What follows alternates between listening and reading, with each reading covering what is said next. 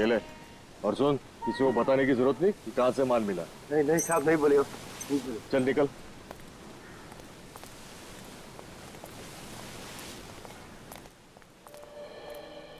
अरे भाई, अपने को दवा मांगता है क्या? मोबाइल मिलेगा क्या? अरे अपने पास ऐसी कोई दवाई नहीं है रे, अपन दवाई थोड़ी बेचते हैं। मना मत करना दोस्त, तुमको जितना पैसा चाहिए हम देने को तैयार है। अच्छा, कितना देगा? अरे अपन तो चलती फिरती बैंक है, कितना मांगता है? ऐसा क्या? ये शाने, पहला पैसा बाद में माल। ठीक है, पैसा दिखाएगा हम, लेकिन पहले माल एक हाथ ले और एक हाथ दे। चलते फिरते बैंक। अच्छा है, चलो मेरे साथ। एक मिनट। हाँ बोल पकिया। अरे ये सीआईडी है, बच गए। क्या? हाँ। तुम लोग यहाँ पे रुको, मैं माल लेके आता। हाँ, इधर ही रुकने का। रुक।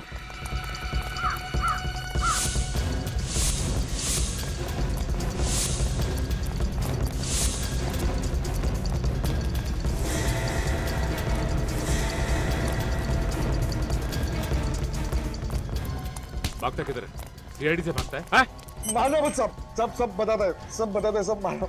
सर वो केमिकल दवाई मैंने खुद के नहीं बल्कि किसी और के कहने से R&D मेडिकल स्टोर से मंगवाई थी साहब। उस दुकान में फोन करके धमकी तू नहीं दी थी ना? हाँ साहब, लेकिन उसके बाद मैंने फोन स्विच ऑफ करके उसका सिम कार्ड फेंक दिया साहब। ये काम तू किसके कहने पे करता है? साहब मुझे एक दिन एक चिट्ठी मिली थी, उसमें लिखा था कि केमिकल नाम की दवाई का बंदोबस्त करो। और साहब उसने बोला कि तुझसे शनिवार को रात को 8 बजे आके लेके जाऊंगा और इनाम देके जाऊंगा। अच्छा, फिर वो दवाई लेने कौन आया था? साहब वो गाड़ी में आया, कांच खुली, माल लिया, पैसा दिया और चले गया साहब। तुमने गाड़ी तो देखी होगी ना, कौन सा मॉडल था? उसका नंबर कुछ तो याद होगा तुम्हें? गाड़ी का नंबर तो याद नहीं है, लेकिन साहब उसके हाथ में बड़ी सी घड़ी थी जिसका बहुत बड़ा डायल था साहब। कैसी थी वो घड़ी? बहुत झक्कास थी, माँ कसम ऐसा डिजाइन में कभी लाइफ में देखा नहीं साहब। उसके ऊपर बड़े अक्षर से क्यों लिखा हुआ था साहब। क्यों लिखो? उस घड़ी का रंग, उसका डिजाइन सब कुछ याद है तुम्हें? वो साहब सब कुछ याद है सर। चलो फिर क्यू अक्षर का स्केच बनवाओ, पता चल जाएगा कि घड़ी कौन सी कंपनी की है। पूर्वी, तो घड़ी बनाने वाली कंपनी का नाम पता चला जिसका नाम क्यू से शुरू होता है? यस सर बस 4 कंपनियों के नाम मिले। 4 कंपनी? अब जरा देखो उन 4 कंपनियों में से वो कंपनी कौन सी है जिसकी घड़ी उस गुनहगार ने पहनी थी। एक बार वॉच कंपनी का नाम पता चल जाए सर, तो गुनहगार का भी पता चल जाएगा।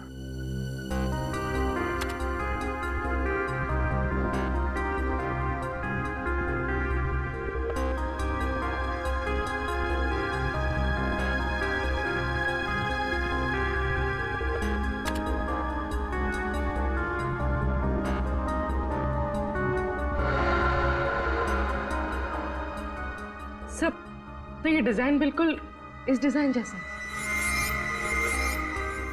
हाँ सर,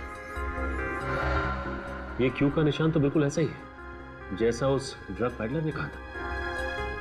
कंपनी का नाम है क्वीनी। सर ये जर्मन ब्रांड है। अगर इस कंपनी ने हाल ही में अपने देश में ये घड़ियां बेचना शुरू किया है तो फिर इनकी दुकानें, इनके आउटलेट भी कम ही होंगे, है ना? और घड़ी भी काफी महंगी है सर। इतनी महंगी घड़ी है तो फिर सर खरीदने वाले लोग ज्यादा नहीं होंगे। हाँ, इस घड़ी की कंपनी की जितनी भी दुकानें हैं सब पे जाकर पता लगाना पड़ेगा कि किन किन लोगों ने ये घड़ी खरीदी थी और कब खरीदी थी।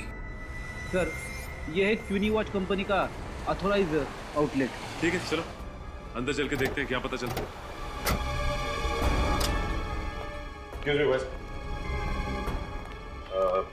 हमें आपके कंपनी की घड़ी के बारे में जानकारी चाहिए। कौन सी घड़ी? इस घड़ी को ध्यान से देखिए, ये आपकी कंपनी की घड़ी है ना? ये हमारी लिमिटेड एडिशन घड़ी के डिजाइन है। अब बात क्या है सर? दरअसल हम लोग सीआईडी मुंबई से हैं और एक केस के सिलसिले में पूछताछ करना चाहते हैं। मैं आपकी क्या मदद कर सकता हूँ? अब हमें ये बता सकते हैं कि ये घड़ी आपसे किसने खरीदी है? मैं अभी आपको बताता हूँ।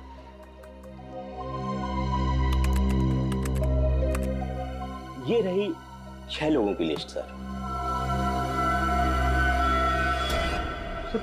ये शख्स कैसे हो सकता है? ये भला ऐसी साजिश क्यों रचेगा?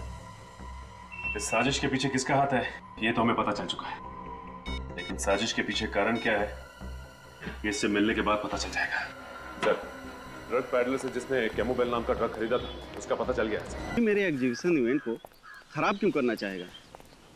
हाँ, वो तो मैं तुमसे बाद में बात करता हूँ। सर, आप लोग कुछ पता चला ये किसकी हरकत है?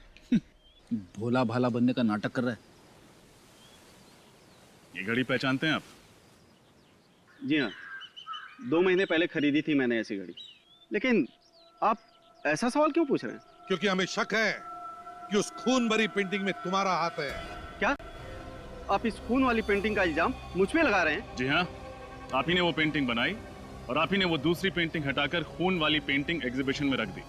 मैं भला ऐसा क्यों करूंगा? वो इसलिए कि तुमने सोचा बदनामी से डरकर तुम्हारा पार्टनर विमल अपना पेंटिंग का बिजनेस छोड़ देगा और वो सारा धंधा तुम्हारा हो जाएगा।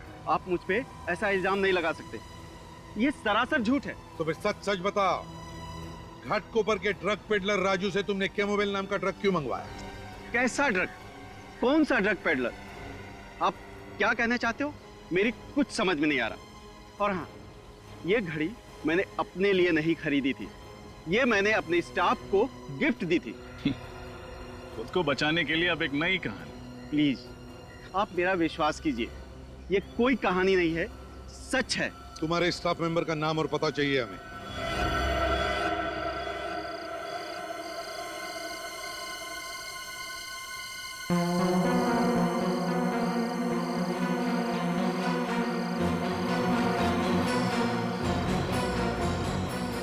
सचिन, सुमित ने इसी फार्म हाउस के बारे में कहा था ना? हाँ सर, सुमित ने यही फार्म हाउस बताया था सर। शख्स के पास हथियार भी हो सकता है, वो थोड़ी देर यहीं से नजर रखता है।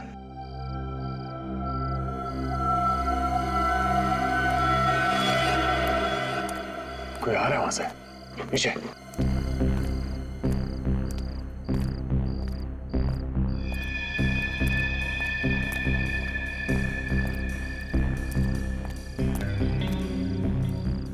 अच्छा,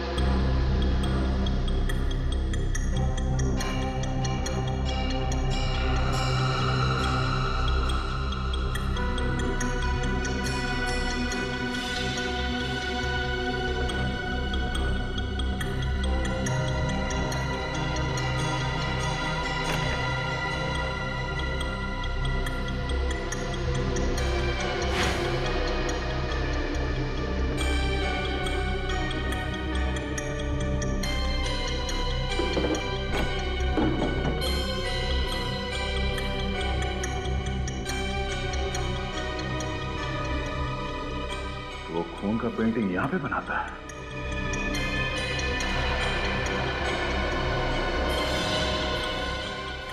ये क्या? सुमित की पत्नी और बेटा? दूसरा बेटा कहाँ है? जरा हाथ खोलो। ये दोनों तो बेहोश है सर। हाँ?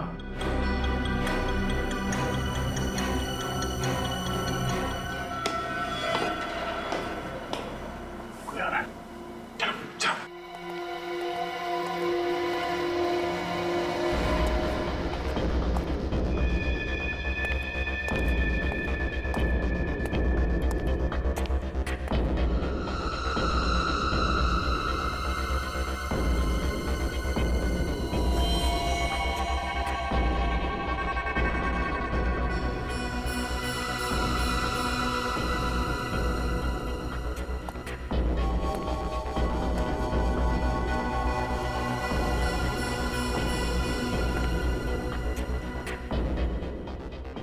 सुमित जी तो कह रहे थे कि उनकी पत्नी और दोनों बच्चे एक्सीडेंट में मारे जा चुके हैं। लेकिन सर उन्होंने ये भी तो बताया था कि उनकी लाशें अब तक नहीं मिली हैं। मतलब एक्सीडेंट हुआ ही नहीं था। इस पेंटर ने इन्हें यहाँ पे बंदी बना के रखा है। तो इसका मतलब इस पेंटर ने इन दोनों के शरीर से खून निकालकर उसी से वो पेंटिंग बनाई थी। फिर इन्हें केमोबेल खिला के जिंदा रखा ताकि ये मर न जाए। हाँ बेटा, तेरा खून निकालो। देख, पेंटिंग बनाने का टाइम हो गया ना, तेरा खून नहीं निकालूंगा तो अपनी पेंटिंग में रंग कैसे भरूंगा? हाँ? ला।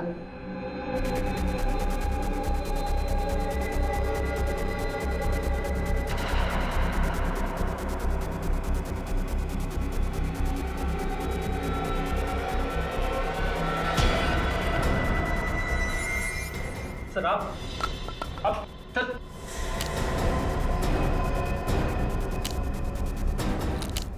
सर मैं आपको सब कुछ सच सच बता दो सर। सर सब कुछ मैंने किया सर। सर सब कुछ मैंने किया सर। मैंने मारा है सर। सर मैं बता दो सर। आप रेडी निकल, जल्दी से खोलो इन्हें, हॉस्पिटल लेके जाओ।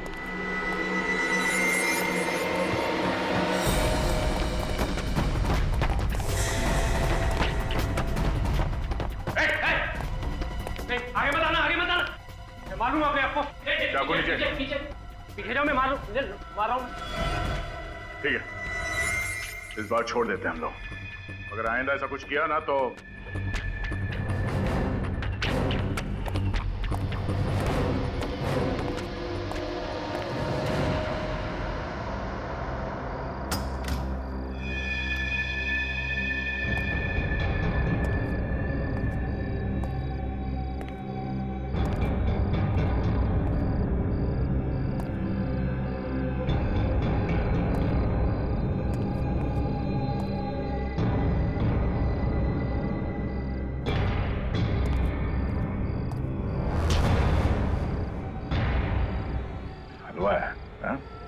ऐसे ही छोड़ देंगे तुझे?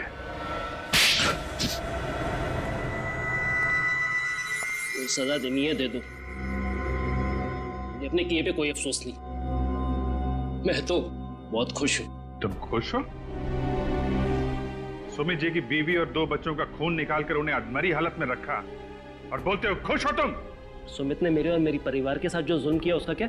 क्या किया सुमित ने तुम्हारे परिवार के साथ? उसने मेरे पूरे परिवार को बर्बाद कर दिया, मार डाला उसने सबको, मुझे अनाथ कर दिया। ठीक से बताओ रघु, आखिर हुआ क्या था और कब हुआ था? बात आज से 12 साल पुरानी। तब हम लोग बहुत गरीब हुआ करते थे। मेरे बाबूजी ने सुमित से कुछ पैसे उधार मांगे थे मेरी बीमार माँ के इलाज के लिए। बाबूजी समय से कर्ज लौटा नहीं पाए, तो उन्होंने मोहलत मांगी। मोहलत की एवज में सुमित ने मेरे बाबूजी से गुलामों की तरह दिन रात काम करवाया, और जब इतने से भी उसका दिल नहीं भरा तो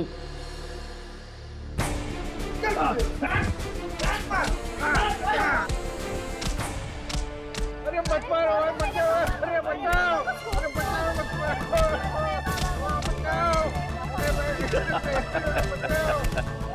आइए आइए। बचाओ, अरे मत मारो, बचाओ।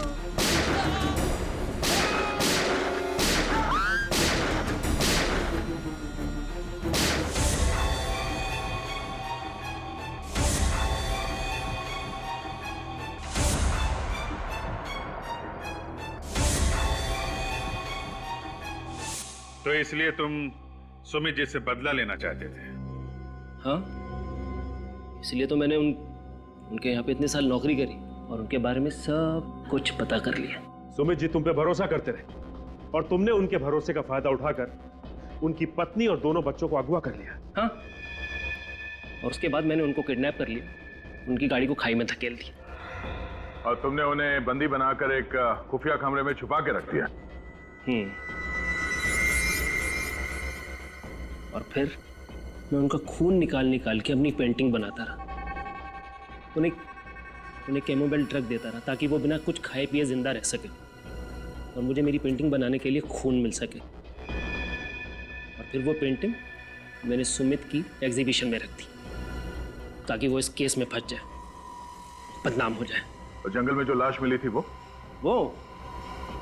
तो सुमित के दूसरे बेटे की थी। बेचारा इतना कुछ झेल ही नहीं पाया, मर गया।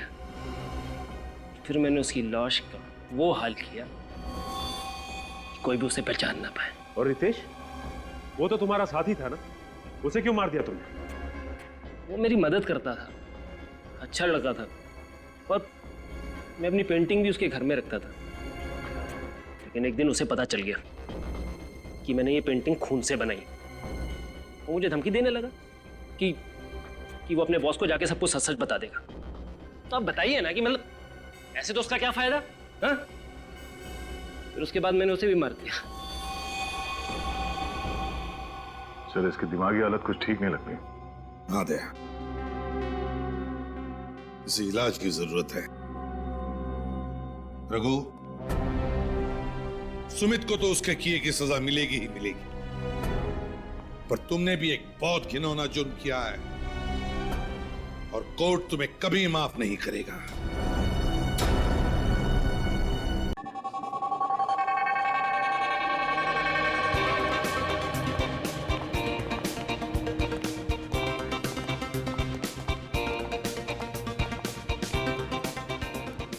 Hello, welcome mister Chandra. Welcome ma'am. आप लोग अगर इस एग्जीबिशन में नहीं आते तो मुझे बिल्कुल अच्छा नहीं लगता। भला क्यों नहीं आते मिस्टर विमल? इनफैक्ट हर साल हमें आपके पेंटिंग एग्जीबिशन का इंतजार रहता है। Thank you so much. Please चलो। सुमित, बहुत लोग आए हैं। मुझे तो लगता है कि इस साल भी हमें वैसा ही रिस्पॉन्स मिलेगा जैसा पिछले साल मिला। वाह नीलेश, कितनी खूबसूरत खूबसूरत पेंटिंग है। आज मैं इनमें से एक पेंटिंग जरूर खरीदूंगी। हाँ, क्यों नहीं। वाह, क्या हो गया, रोक क्यों गई? नीलेश, ये कितनी खूबसूरत पेंटिंग है, देखो इसे। अदिति, ये पेंटिंग तो मुझे कुछ समझ में नहीं आई, फ्रैंकली स्पीकिंग। वही तो मुझे पसंद है। This is too good. Nilesh, ये पेंटिंग मुझे जरूर चाहिए। इसको बुक कर दो, इससे पहले कोई और ले ले। ओके बाबा, ओके। आओ सुमित और विमल से बात करते इस बारे में। आओ।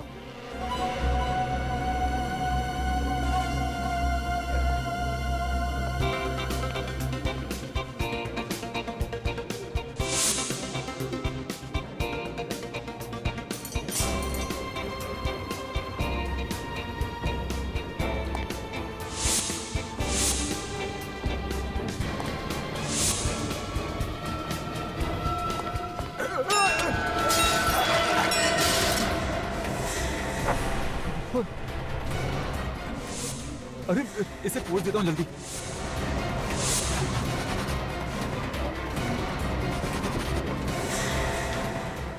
ये तो ऑयल पेंट नहीं है। ऑयल पेंट होता तो निकलता नहीं। ओह माय गॉड, तुमने ये पेंटिंग खराब कर दी। ये कौन है? एक्चुअली मेरा पैर फिसल गया था और इसी वजह से मेरी कोल्ड ड्रिंक इस पेंटिंग पर गिर गई थी। लेकिन देखिए आप, यहाँ पर खून है। एक तो तुमने पेंटिंग खराब कर दी, ऊपर से बकवास कर रहे हो। अरे मैं सच कह रहा हूँ, विश्वास कीजिए आप मेरा। ऐसा कीजिए, आप खुद देख लीजिए। यहाँ देखिए, ये यहाँ पर।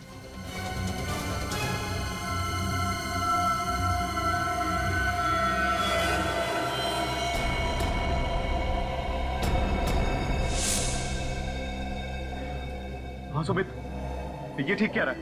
ये तो वाकई खून है। लेकिन पेंटिंग पे खून कहाँ से आया? मुझे तो समझ नहीं आ रहा। हमें सीआईडी को फौरन बुलाना पड़ेगा।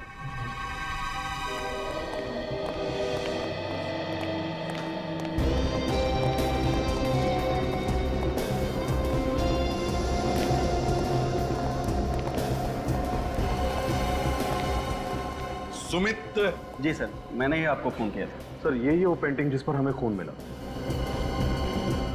अच्छा, ये है वो पेंटिंग। जी सर।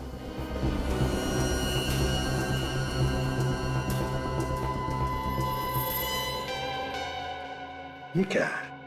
पेंटिंग तो गीली है। सर, इस पे कोल्ड ड्रिंक गिर गई थी, इसलिए गीली हो गई। Cold drink?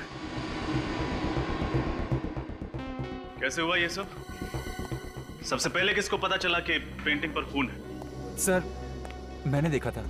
एक्चुअली मेरे हाथ से ही कोल्ड ड्रिंक पेंटिंग पर गिर गई थी।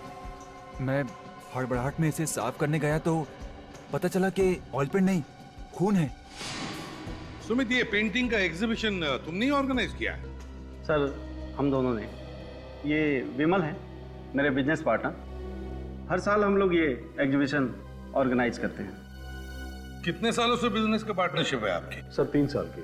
3 साल की बिजनेस पार्टनरशिप है। अच्छा, सब बाकी सारे पेंटिंग्स पर पेंटर का नाम और उस पेंटिंग का दाम भी लिखा है, पर इस पेंटिंग पर ऐसा कुछ भी नहीं लिखा। पेंटिंग्स को एग्जीबिशन में डिस्प्ले करने से पहले आपने अच्छी तरह से जांच नहीं की?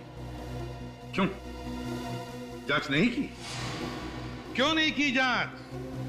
जब इतने बड़े एग्जीबिशन में सेलिब्रिटीज आने वाले थे, वीआईपीज आने वाले थे, हैं? इतनी लापरवाही? सर हमने खुद एक एक पेंटिंग चेक की थी।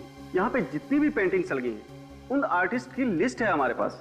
हाँ सर, हमने 40 पेंटिंग्स मंगवाई थी और सारी पेंटिंग्स अच्छे से जांच परख करने के बाद ही मेरे स्टाफ ने गोडाउन में रखी थी। हाँ, लेकिन ये वाली जो पेंटिंग है ये उसमें नहीं थी सर। रजत, जरूर पेंटिंग की अदला बदली हुई है, अदला बदली जरूर हुई है। सर हो सकता है इनके चेक करने के बाद जब इन्होंने गोडाउन भिजवाया पेंटिंग्स को, तो गोडाउन में किसी ने पेंटिंग बदल दी। हो सकता है। गोडाउन चेक करो, देखो अगर 40 पेंटिंग्स यहां पर है तो 41वां पेंटिंग गोडाउन में ही होना चाहिए। शायद उसी पेंटिंग के जगह पर ये खून वाली पेंटिंग लगाई है। पूर्वी, तुम भी जाओ। सर वैसे तो मैं आर्ट के बारे में ज्यादा कुछ नहीं जानता, मगर ये पेंटिंग देख के तो कुछ भी समझ में नहीं आ रहा है। ये पेंटिंग है? हाँ फ्रेडी, ये पेंटिंग ही है। इस पेंटिंग को गौर से देखो। ये पेंटिंग बनाने में आर्टिस्ट ने अलग अलग तरीके इस्तेमाल किए हैं, अलग अलग तरीके से पेंट किया है। ये देखो, यहां लगता है कि पेंट छिड़का है, तो यहां देखो, यहां लगता है कि पेंट ऐसे फेंका है। ब्रश के स्ट्रोक्स भी हैं। इसे देखकर लगता है कि आर्टिस्ट का दिमाग अस्थिर था, अनस्टेबल। ये देखो, ये बच्चे का चेहरा, रोता हुआ बच्चा। इसका एक ही मतलब निकलता है फ्रेडी, जरूर इस आर्टिस्ट के बचपन में कोई बुरा हादसा हुआ होगा जिसकी वजह से उसने खून से पेंटिंग बनाई, खून से। तुम्हारे यहाँ के पेंटिंग्स और पेंटर्स सबकी लिस्ट चाहिए हमें। Okay sir. हाँ, हमने पूरा गोडाउन चेक किया। हाँ, कोई पेंटिंग नहीं मिली। कोई पेंटिंग नहीं मिली? मतलब हमारा शक सही निकला, असली पेंटिंग गायब है। आपके और आपके स्टाफ के अलावा और किसी ने हाथ लगाया था इस पेंटिंग को? सर हम किसी को भी हाथ नहीं लगाने देते। किसी को भी नहीं? जी नहीं। मेहमानों को भी नहीं? जी नहीं। काम करो, विमल और सुमित और उनके पूरे स्टाफ मेंबर्स सबके उंगलियों के निशान ले लो। उंगलियों के निशान? वो किस लिए सर? फ्रेडी, जिसने भी ये पेंटिंग यहां पर लगाई होगी उसकी उंगलियों के निशान तो आए ही होंगे इस पर, है ना? तो बस वो उंगलियों के निशान बाकी सारे लोगों के उंगलियों के निशान के साथ मैच करके देखेंगे, पता चल जाएगा। इसे फोरेंसिक लैब भेज दो। हाँ चलो, और जैसे ही कुछ पता चले हम आपको बता देंगे।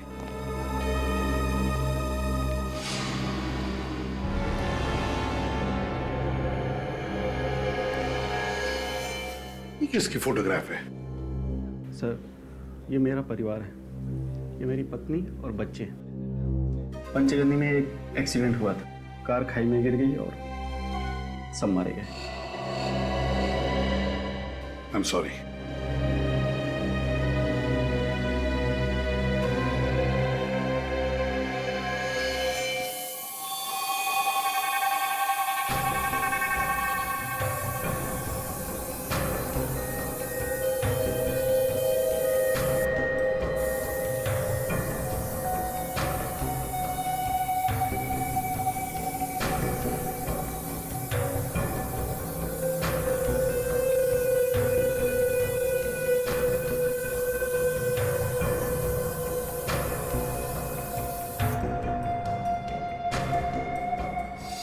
देखा बाप, इसका मतलब वाकई ये पूरी की पूरी पेंटिंग खून से बनी हुई है, इंसान के खून से।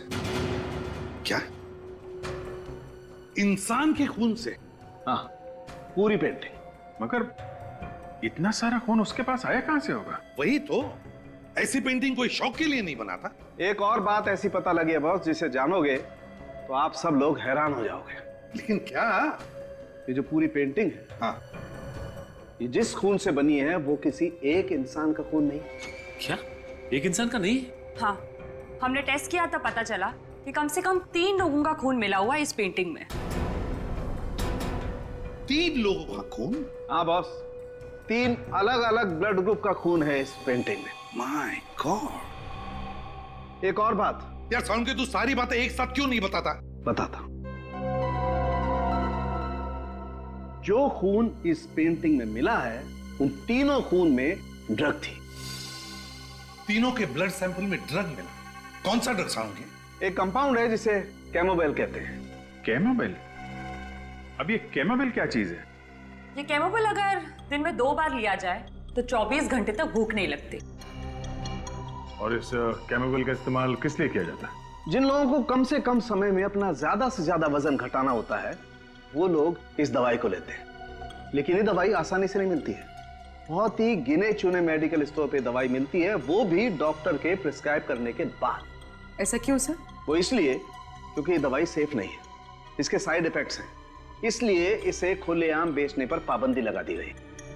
मगर सर, उन लोगों को ये ड्रग्स लेने की जरूरत क्या होगी? डॉक्टर साहब, वाकई ये तीनों वजन घटाना चाहते थे या बात कुछ और ही है? बात कुछ और ही है दया।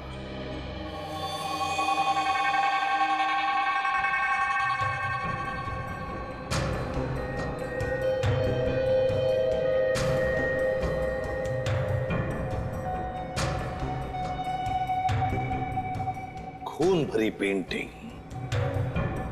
समझ में नहीं आता क्या चल रहा था उस पेंटर के दिमाग में।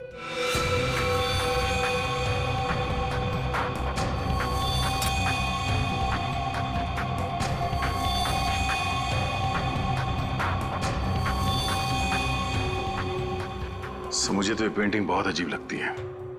तो गौर से देखिए सर, चारों तरफ ये खून फैला हुआ है, किसी भी चीज को कोई ठोस आकार नहीं दिया गया।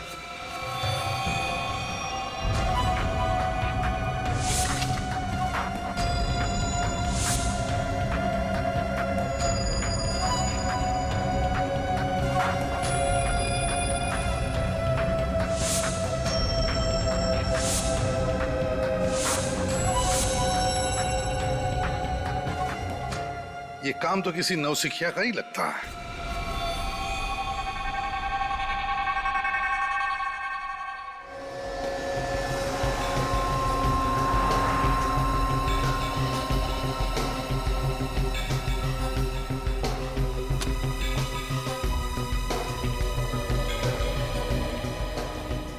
कहिए सर, आपको कौन सा साइज का फ्रेम दिखाऊं? अरे नहीं, हम लोग फ्रेम लेने नहीं आए, हम सीआईडी से। सीआईडी? बात क्या है सर? कोई खास बात नहीं है, आपसे कुछ जानकारी चाहिए थी हम। फ्रेम देखिए, तो फ्रेम आप ही की दुकान से खरीदा गया है ना? सर, ये एक स्पेशल डिजाइन है, ये सिर्फ हमारे ही कारीगर बनाते हैं। Very good. अब ये बताइए कि ये फ्रेम किसने और कब खरीदा था? एक आदमी था साहब, करीब 7 दिन पहले वो आया था, काफी जल्दी में भी था साहब। अच्छा, आप जानते हैं उसे? नहीं साहब, मैं पहचानता नहीं हूँ, वो पहली बार हमारी शॉप में आया था, कोई हमारा रेगुलर कस्टमर नहीं था। तो फिर नाम याद है आपको उसका? नहीं साहब, नाम तो नहीं। हाँ, लेकिन इतना याद है कि उसने इसी डिजाइन के 2 फ्रेम खरीदे थे। कुछ तो याद करने की कोशिश करिए।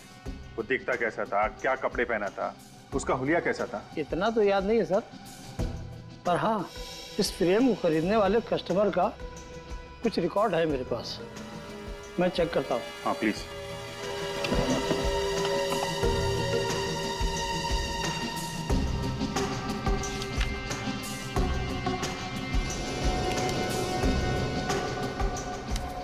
ये मिल गया सर, ये उस फ्रेम के बिल की कॉपी है।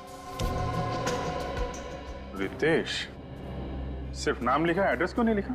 साहब उसने कहा था कि फ्रेम तैयार हो जाने पर मैं उसको फोन कर दूं, वो खुद आकर यहाँ से फ्रेम ले जाएगा। तो फिर आपने उसका नंबर तो लिखा होगा ना कहीं पे? जी हाँ साहब, उसी बिल के पीछे है ना। अच्छा, ये उसी का नंबर है? ये उसी का। Thank you. अब पता चल जाएगा ये रितेश है कौन, जो खून से पेंटिंग बना रहा है।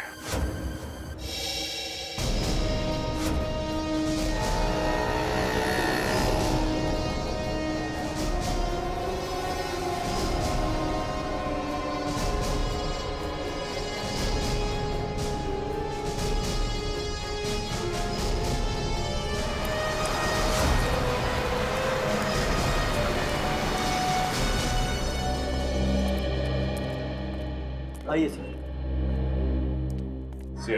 सीआईडी? बोलो साहब, क्या चाहिए आपको? क्या मोबाइल? कैमोबेल? हमारी दुकान में ऐसी कोई दवाई नहीं मिलती साहब। ये कैमोबेल ड्रग का नाम सुनते ही आपके पसीने क्यों छूटने लगे? हाँ? आप इतने हड़बड़ा क्यों गए? कौन घबरा रहा है साहब? मैं तो अपना काम कर रहा हूँ साहब। देख, सच बता दे वरना मेरी मदद कीजिए साहब, मैं बहुत मुसीबत में हूँ। ये सब नाटक क्या कर रहे हो? सच सच बताओ, बात क्या है? यार किसी ने मुझे धमकी दी थी सर, कैमोबेल का इंतजाम करने के लिए मुझे मजबूर किया गया था। मजबूर किया गया था? कैसी मजबूरी? उसने मुझे कहा था कि अगर मैं 2 दिन में कैमोबेल का इंतजाम नहीं करूंगा तो वो मेरे पूरे परिवार को मार देगा साहब। मैं बहुत डर गया था साहब, मैं बहुत डर गया था। अच्छा, ये इस आदमी का हुलिया तो याद है ना तुम्हें? हाँ? नहीं बता सकता साहब, उसने मुझे सिर्फ फोन किया था। फोन नंबर है ना? मेरे मोबाइल में है सर, मैं अभी देख के बताता हूँ। सब इसी नंबर से उसने फोन किया था, यही नंबर है सर। रेडी, निखिल, इस नंबर का पता लगाओ। ये नंबर है किसका? इस आदमी का पकड़ा जाना बहुत जरूरी है। और एक बात, डर के जीने की जरूरत नहीं है, समझे?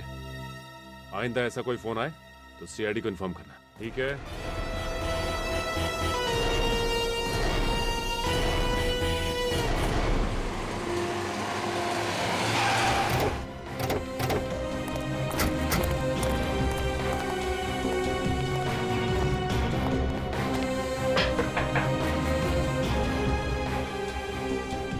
लगता है कि अंदर कोई नहीं है।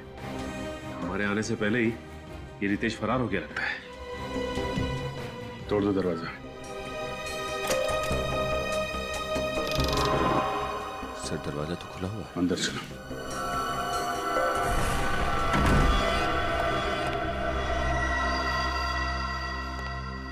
घर का तो सारा सामान बिखरा पड़ा है सर। हाँ, लगता है यहाँ पे हाथापाई हुई है। सर, ये रितेश तो कहीं दिखाई नहीं दे रहा यहाँ। पूरा घर चेक करो।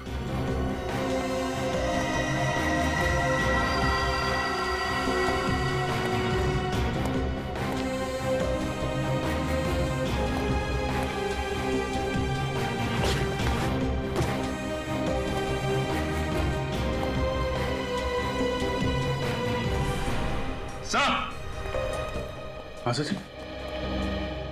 ये देखिए, ये सारी की सारी पेंटिंग इस बिस्तर के नीचे छुपाई हुई थी। और सर, ये पेंटिंग भी उसी पेंटिंग की तरह है जो एग्जीबिशन में मिली थी हमें, लाल रंग की।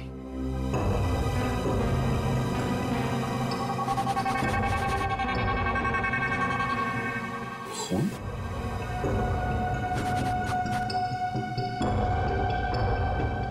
सारी पेंटिंग भी खून से बनाई गई। सर, लगता है कि ये रितेश ये सारी पेंटिंग्स बना रहा है। पानी की आवाज?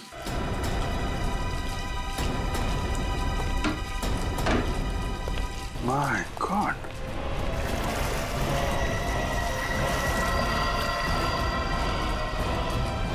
ये तो मर चुका है। इसे कहीं देखा लगा है। ये आदमी तो वहां एग्जीबिशन में था ना, वॉलंटियर।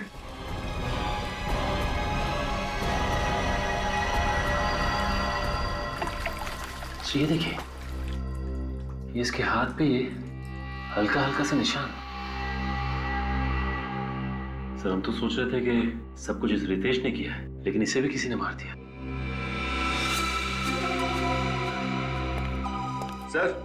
सर ये देखिए, खून के निशान। सर हो सकता है कि रितेश की हाथापाई हुई हो कातिल के साथ, और हाथापाई के दौरान उसका खून यहाँ पे लग गया हो। कातिल का भी खून हो सकता है। काम करो, इस खून का सैंपल ले लो और लाश को फॉरेंसिक लैब भिजवाने का इंतजाम करो। हेलो, क्या?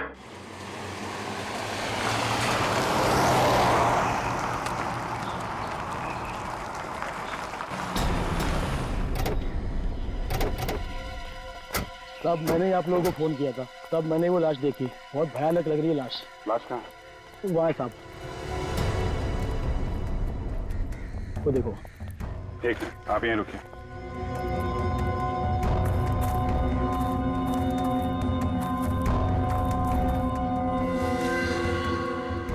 काम करो, लाश को बाहर निकालो।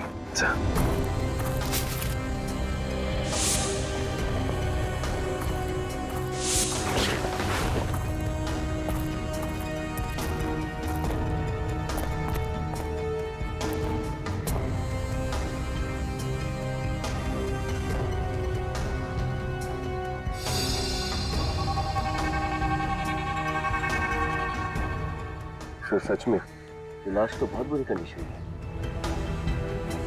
लाश तो बिल्कुल पीली पड़ गई है। सर इसकी हालत देख के लगता है जैसे इसने काफी दिनों से कुछ खाया पिया नहीं था। शरीर पूरी तरह से सिकुड़ चुका है। और सर लगता है इस लाश का चेहरा जानबूझकर बिगाड़ा गया है।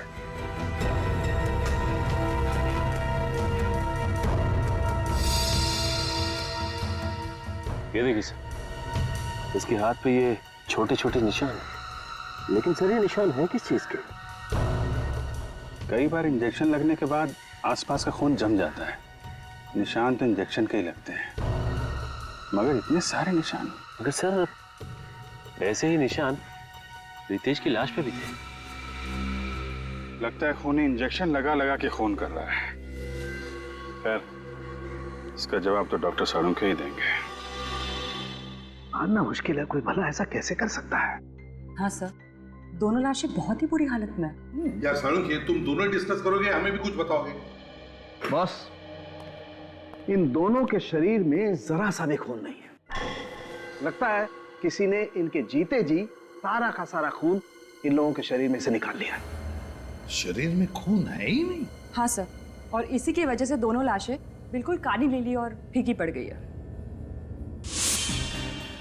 अजीब बात है सर, विश्वास नहीं होता कि कोई इंसान किसी दूसरे इंसान के शरीर से उसके जीते जी सारा खून निकाल सकता है।